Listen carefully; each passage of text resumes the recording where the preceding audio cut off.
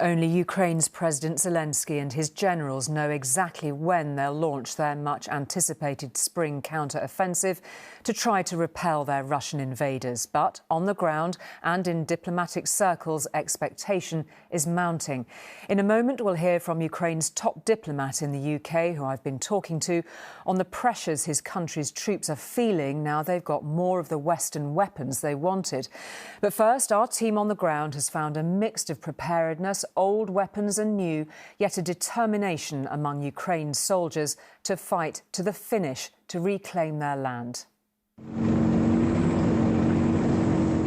We are just 2 miles from the front line, with men fighting a 21st century war with 20th century weapons. Past fields where Russian shells have missed their targets, falling short or flying overhead. The youthful crew of a 60-year-old Soviet-era tank prepare to hit back.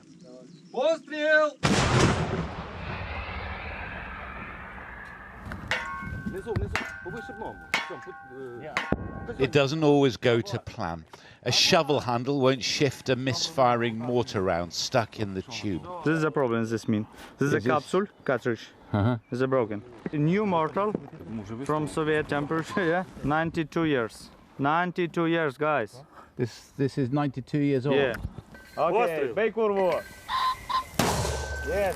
There's a Russian drone overhead looking for them.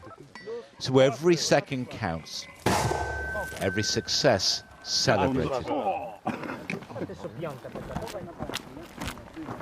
We're close to the town of Vuhledar. After weeks of heavy rain, the ground is drying out. Here, Ukraine could launch part of its spring offensive. The strategically and symbolic city of Mariupol is about 40 miles across country. To recapture it would be a huge prize for Ukraine. But to cover that kind of distance without air domination, that is a very, very tough task. In the trenches, 52-year-old Roman and his veteran machine gun are his country's first line of defense. And here, there is no sign of the great counterattack. F-16 and other jets, armored vehicles, tanks, self-propelled guns and so on. That's what we need to move ahead. The soldiers tell us the forest is their friend, a place to conceal themselves and their most prized possessions. We're 100 miles to the north with a mobile artillery unit.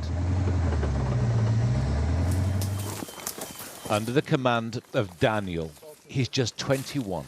Does this feel like a decisive moment for the war?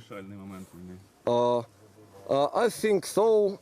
We need to do all what we can, and буде те, що буде. Will happen what will happen. Yeah.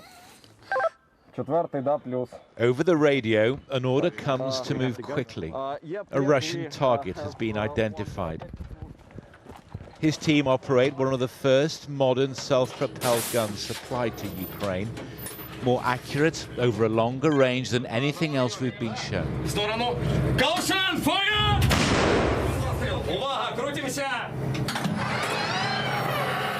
It's a very big victory for me because I'm alive and I'm happy to be alive in this hard time in our country. Ukraine's Western allies need a victory from the coming offensive to justify their political and military investment. But for Ukraine, it's visceral. How else can a mother find reason in the sacrifice of her son's life? Victor Penasco was killed in Bakhmut on the Eastern Front. His comrades from the battle are among the many mourners. He was a perfect man.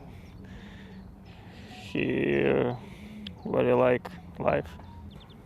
I don't know what you say about this war. He died, that's all. Soon they must summon the courage to return to the battle. They leave behind them many freshly dug graves. We understand this. We must pain, and we pain. We not have a choice. For you now, you leave this graveside and you head back to the front line. It's my job, and I do my job to the end.